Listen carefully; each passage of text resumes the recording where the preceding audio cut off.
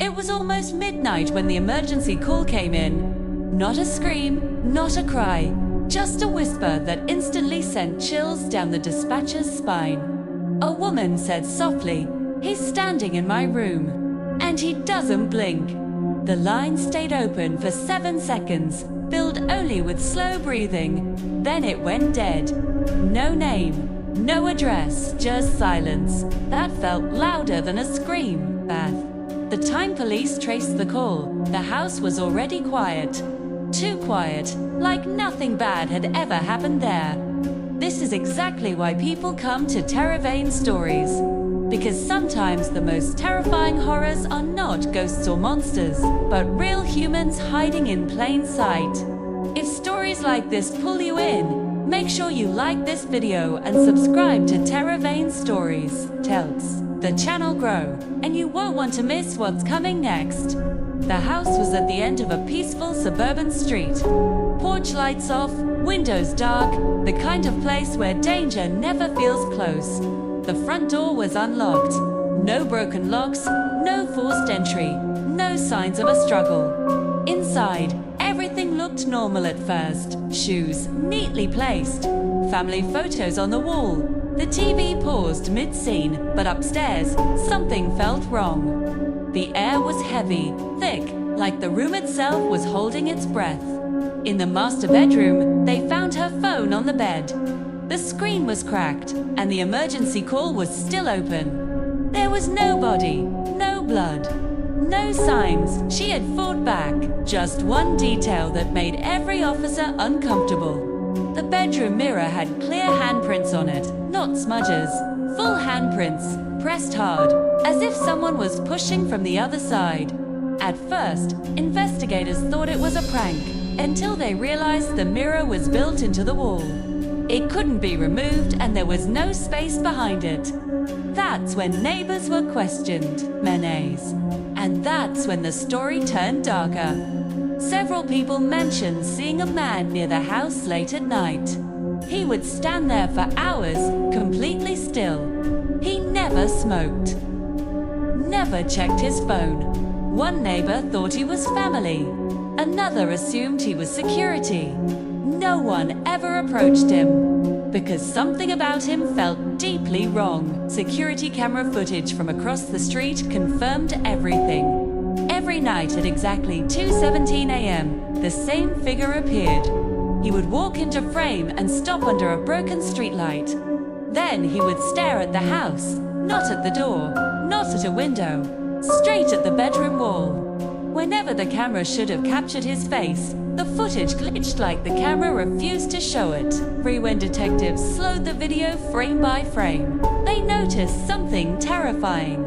On the final night, the man didn't arrive from the street. He stepped into frame from the side of the house. From inside the house, that's when the emergency call finally made sense. He's standing in my room. Because he wasn't breaking in, he was already there. And this is where the story truly begins. 2. The police searched the entire house again. Closets, vents, attic, basement, even the walls were checked. There was no hidden room, no crawl space big enough for a person. Yet one thing felt off. The bedroom wall behind the mirror sounded hollow. When officers knocked on it, the echo was wrong.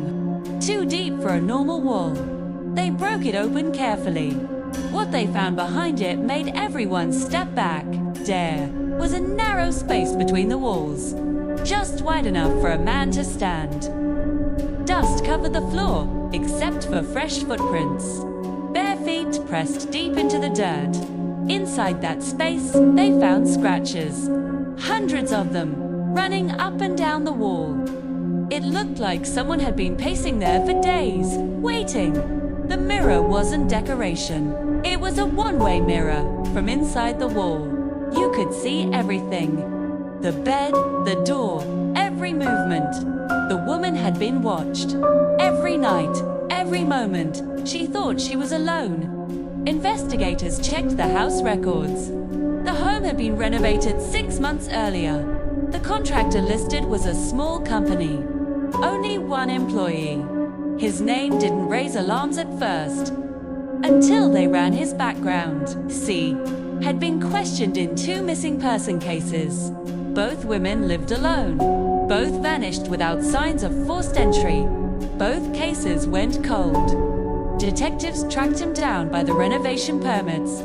He lived less than 3 miles away. When officers arrived at his apartment, the door was open. The place smelled like mold and old metal.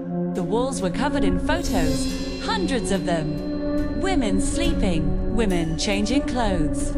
Some photos were taken through windows. Others were taken from inside rooms. In the center of the apartment was a notebook. Every page had dates and times written neatly. Next to each date was a single word. Watched. The final entry was dated the night of the emergency call. The word written beside it was different. It said, "Seen. Bees." That's when detectives realized something horrifying. The call hadn't scared him away. It had triggered him. Because for the first time, someone had noticed him, and he couldn't allow that. They rushed back to the house immediately, but they were already too late. In the backyard, beneath freshly disturbed soil, they found her. Wrapped carefully, almost gently. No signs of a violent struggle, just a handprint on her wrist, finger marks that matched the scratches inside the wall, long, thin, pressed too hard. During interrogation, he barely spoke. When he did, his voice was calm. He said he never meant to hurt her. He just wanted to watch. He said hiding inside the wall made him feel invisible, like he didn't exist. And when she looked directly at the mirror that night, C realized she could finally see him. That was the moment he stepped out. Stories like this are why TerrorVane Stories exists, because the scariest threats aren't outside your home. They're already inside. And the most disturbing part, this wasn't the only house he modified. Investigators later found blueprints, dozens of them, different homes, different cities, all with the same detail, hidden spaces, behind mirrors. Which means this story didn't end with him. It only revealed how many people were never found. And if this story is making you uneasy, that's exactly the point. Because tonight, when you look at your mirror, you might wonder who's looking back. After his arrest, the case should have ended. But instead, it opened something far worse. Police shared his blueprints with federal investigators. It's when similar cases began connecting. Different states, different years, same pattern. Women living alone, no forced entry, no witnesses. In 3 homes, hidden wall spaces were discovered, all built during renovations. In 2 of them, mirrors were still intact. No one had thought to check behind them. One detective admitted something chilling. He said they only found these spaces because one victim made the call, which meant the others never got the chance. They were watched, then taken, without ever realizing they weren't alone. The contractor never gave full answers. He didn't see himself as a criminal. He said watching people made him feel real, like he finally existed in the world. When asked how long he stayed inside the walls, he smiled and said, "As long as I needed." Weeks, sometimes months. He learned their routines, their fears, their habits. By the time he stepped out, they already belonged to him in his mind. After the trial, authorities quietly issued safety advisories. They never made headlines. They didn't want panic, didn't want people tearing down their walls. But one investigator broke protocol. He shared a warning privately. If your mirror ever feels out of place, if a wall sounds hollow where it shouldn't, don't ignore it. Because monsters don't always hide in the dark. Sometimes they hide in the structure of your home. And if this story made you stop and think, that's exactly why we tell these stories on TerrorVane Stories. Now I want to hear from you. Would you ever feel safe again in that house? Let me know your thoughts in the comments, your theories, your fears, your questions. If this story disturbed you, share it with someone who loves true horror and crime. Because the more people know, the harder it becomes for stories like this to stay hidden. Lock your doors tonight, check your walls, and remember, sometimes the thing watching you isn't outside.